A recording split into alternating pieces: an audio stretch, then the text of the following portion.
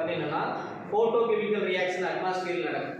ஏன்னா அது வந்து ஒன்று கூட இன்னொன்று ரியாக்ட் பண்ணிட்டு ஹார்ம்ஃபுல் சப்ஸ்டன்ஸாக மாறிடும். அப்போ ஹார்ம்ஃபுல் சப்ஸ்டன்ஸாக மாறிடுச்சு அப்படின்னா அப்போ வந்து பார்த்தீங்கன்னா நம்ம ப்ரீத் பண்ணும்போது சில ப்ராப்ளம்ஸ் வந்து ரைஸ் ஆகும். இதில் என்னென்ன டைப் ஆஃப் ஃபார்மேஷன்ஸ் வந்து இருக்குது அப்படின்னு பார்த்து இது பேன் இதெல்லாம் வந்து பார்த்தீங்கன்னா எங்கே நடக்குது? அட்மாஸ்பியரில் சேஞ்சஸ் நடக்கக்கூடியது.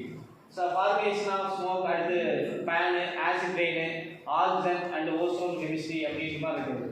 இதெல்லாம் வந்து பார்த்தீங்கன்னா என்னென்னா மெயினாக இதெல்லாம் கெமிக்கல் ரியாக்ஷன்ஸ் எங்கே அப்படின்னா அட்மாஸ்பியர்.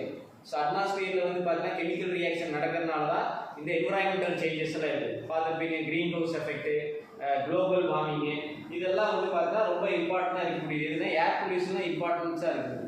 இதெல்லாம் எப்படியெல்லாம் கண்ட்ரோல் பண்ணுறது, என்னென்ன கெமிக்கல்ஸ் எல்லாம் ரிலீஸ் ஆகுது அப்படிங்கிறது எல்லாமே இதில் வந்து நம்ம கொடுத்துருக்கு. மெயினான கெமிக்கல்ஸ் எப்படி இருக்குது அப்படின்னா யார் இதில் மெயினாக இருக்கிறது? Sulphur di oxide. Sulphur di oxide எங்கிருந்து நமக்கு கிடைக்கும்? எங்கிருந்து கிடைக்கும்? மெயினாக இண்டஸ்ட்ரியல் சைடில் இருந்து கிடைக்கும். அதே மாதிரி டயர் இதில் கூட வந்து பார்த்தீங்கன்னா பேர்ன் பண்ணும்போது பார்த்தீங்கன்னா சல்ஃபர் ரிலீஸ் ஆகும். அது அட்மாஸ்பியரில் இருக்கக்கூடிய ஆக்சிஜன் கூட ரியாக்ட் பண்ணிட்டு சல்ஃபர் டை ஆக்சைடாக மாறிடும். அதே மாதிரி இந்த இடத்துல நைட்ரஜன் டை ஆக்சைடு இருக்குது, நைட்ரஸ் ஆக்சைடு எல்லாம் இருக்குது. இதெல்லாம் வந்து பார்த்தீங்கன்னா என்விரான்மெண்டல் கூட ரியாக்ட் பண்ணிட்டு, அதாவது இது எல்லாமே இண்டஸ்ட்ரியல் வரக்கூடிய வேஸ்ட் இல்லை இண்டஸ்ட்ரியல் பொல்யூட்டன்ஸ் இது எல்லாமே. அதே மாதிரி கார்பன் மோனாக்சைடு இருக்குது. கார்பன் மோனாக்சைடு இண்டஸ்ட்ரியல் தான். இது எல்லாமே இண்டஸ்ட்ரியல் இருந்து எங்கே நமக்கு இதாகும் அப்படின்னா நம்ம அட்மாஸ்பியரில் வந்து பார்த்தீங்கன்னா ரியாக்ட் பண்ண ஆரம்பிச்சிடும். இதுக்கு ஹைட்ரோ கார்பன், இது வந்து ரொம்ப ரொம்ப டேஞ்சரஸ். இது வந்து பார்த்தீங்கன்னா கேன்சர் ரிலேட்டட் இருக்கக்கூடியதெல்லாம் கிரியேட் பண்ணக்கூடிய அரோமேட்டிக் ஹைட்ரோ கார்பன் இருக்குது. இதில் வந்து அலிஃபாட்டிக் ஹைட்ரோ கார்பன்ஸும் இருக்குது.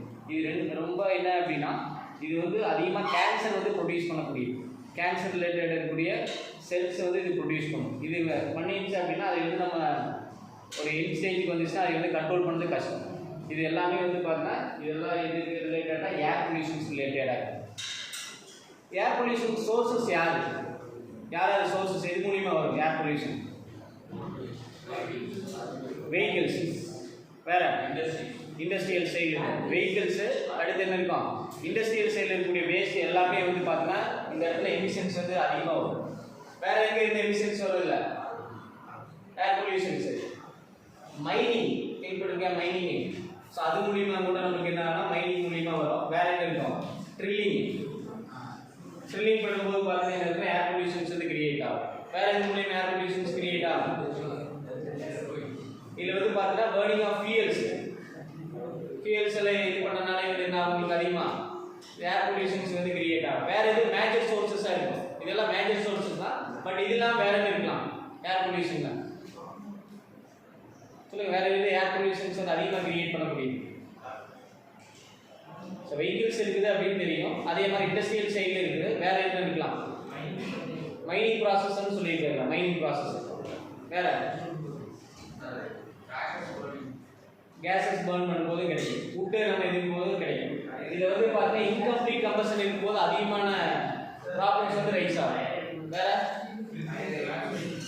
பிளாஸ்டிக்ஸ், இதெல்லாம் வந்து பார்த்தீங்கன்னா சிஎஃப்சி, அதாவது சிஎஃப்சி அப்படிங்கிறது வந்து பார்த்தீங்கன்னா ரெஃப்ரிஜரேட்டர் இருக்கும். இது எல்லாமே வந்து பார்த்தீங்கன்னா அட்மாஸ்பியரில் வந்து பார்த்தீங்கன்னா டோட்டலாக அதிகமாக ரியாக்ட் பண்ண முடியும். இது எல்லாமே என்ன பண்ணும் அப்படின்னா அனிமல்ஸையும் எஃபெக்ட் பண்ணும், ஹியூமன்ஸையும் எஃபெக்ட் பண்ணும். எல்லா லிவிங் ஆர்கானிசத்தையும் வந்து பார்த்தீங்கன்னா எஃபெக்ட் பண்ணக்கூடியது இதெல்லாம் கேஸஸ் தான். இதெல்லாம் என்விரான்மெண்ட்டில் போய் நம்ம என்ன பண்ண முடியாதுன்னா ப்ரொடெக்ட் பண்ண முடியாது. அது ஈஸியாக ரியாக்ட் பண்ணிகிட்டே இருக்கு. அப்போ ஒன்று மாறிட்டே இருக்குது. இது எப்படி நம்ம கண்ட்ரோல் பண்ணுறது? இதெல்லாம் எப்படி நீங்கள் கண்ட்ரோல் பண்ணுவீங்க? எலக்ட்ரிக் வெஹிக்கிள்ஸ் யூஸ் பண்ணலாம். வேற இதை யூசேஜ் பண்ணலாம். பிளாஸ்டிக் வந்து அவாய்ட் பண்ணலாம். வேற என்ன பண்ணலாம்? ஓன் வெஹிக்கிள்ஸ் பதிலாக என்ன பண்ணலாம் அப்படின்னா பப்ளிக் டிரான்ஸ்போர்ட் யூஸ் பண்ணலாம். இப்போ இது பண்ணலாமா இல்லையா? அதே மாதிரி ஹோம் கார்டனிங், சில டைப்ல உட்டெல்லாம் நீங்கள் இது பண்ணும்போது பார்த்தீங்கன்னா ஹோம் கார்டனிங் பண்ணும்போது பார்த்தீங்கன்னா அதே மாதிரி பிளான்ட் மோர் ட்ரீஸ் அதை என்ன பண்ண அப்சர்வ் பண்ணுது. சிலதெல்லாம் தெரியும் உங்களுக்கு வந்து கார்பன் டை ஆக்சைடு யார் அப்சர்வ் பண்ணுவாங்க? யார் கார்பன் டை ஆக்சைடு அப்சர்வ் பண்ணுவாங்க? பிளான்ட்ஸா அனிமல்ஸா? பிளான்ட்ஸ். அப்போ அந்த இடத்துல வந்து பார்த்தீங்கன்னா பிளான்ட் மோர் ட்ரீஸ் இது பண்ணும்போது ப்ராப்ளம்ஸ் வந்து கம்மியாகும். அப்போ இந்த இடத்துல வந்து பார்த்தீங்கன்னா இந்த கேஸஸ் மாலிக்யூல்ஸ் எல்லாம் ரொம்ப ரொம்ப டேஞ்சரஸ். இங்கே ஃபியூச்சரில் வந்து பார்த்தீங்கன்னா குளோபல் வார்மிங் அதிகமாகலாம். வேறு என்ன ஆசிட் ரெயின் அதிகமாகலாம். அதுக்கடுத்து இந்த ஃபோட்டோஸ் கெமிக்கல் ஸ்மோக் அது இருக்குது, பேன், இதெல்லாம் வந்து ஆசிட் ரிலேட்டட். இது ரெண்டு டைப் ஆஃப் பொல்யூட்டன்ஸ் இருக்குது. பிரைமரி இருக்குது, செகண்டரி இருக்குது. பிரைமரினா டைரெக்டாக ஃபார்ம் பண்ணணும், அந்த இடத்துல இன்னொன்று வந்து இன்னொன்று கூட ரியாக்ட் பண்ணும். அதாவது ஒரு கேஸ் வந்து இன்னொரு கேஸ் கூட ரியாக்ட் பண்ணிட்டு செகண்டரி பொல்யூட்டன்ஸாக ஃபார்ம் பண்ணும். அது எல்லாமே எங்கே இந்த ரியாக்ஷன்ஸ் எல்லாம் எங்கே நடக்கும்? எங்கே நடக்கலாம் இந்த ரியாக்ஷன்ஸ் எல்லாம்? இங்கே வந்து இது மாதிரி ரியாக்ஷன்ஸ் எழுதிக்கு பார்த்தீங்கன்னா இல்லை control of sulphur dioxide, nitrogen oxide, carbon monoxide and hydrogen carbon எங்கே நடக்குது? எல்லாமே அட்மாஸ்பியரில் மட்டும்தான் இது நடக்கும்.